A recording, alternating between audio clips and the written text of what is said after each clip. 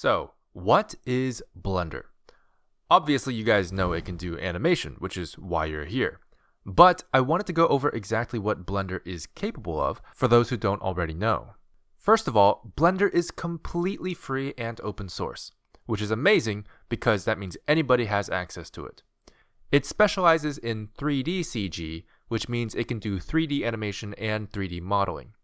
Despite being a free software, it has been used in many professional projects, including feature films, games, TV series, and tons of other projects you can see here. But what you might not know is that it can also do video editing, compositing, painting, sculpting, visual effects, cloth, particle, fluid, and smoke simulations, 3D printing, 2D animation, and real-time rendering. Now, that's pretty impressive, but we only care about the animation aspect of it in this course. So, how does it compare to other industry standard animation software like Maya? Well, Blender's animation works a little differently than other software, and I personally like it better.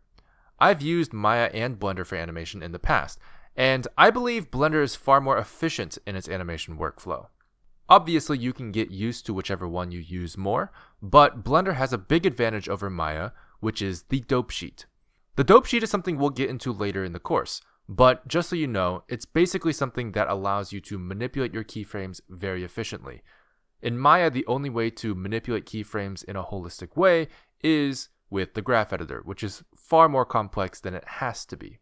Maya does have a dope sheet, but hardly anyone uses it because it's incredibly inflexible. Compared to dope sheet manipulation, graph editor manipulation can slow animators down. It's worth noting that graph editor manipulation is very powerful in both Blender and Maya, but it shouldn't be necessary for the more basic tasks. Another thing Blender has over Maya is its hotkey workflow, which speeds up animators compared to Maya. It's a small difference, but it can add up over long periods of time. And one big thing Blender has over any other software is the huge community.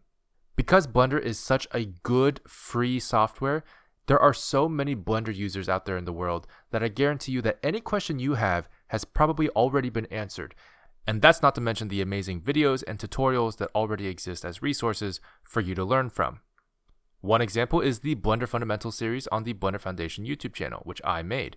Again, you can refer back to that at any time if you have any questions about specific parts of Blender.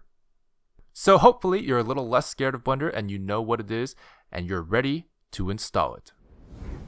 In the next video, we'll be walking you through the exact steps on how to install Blender onto your computer.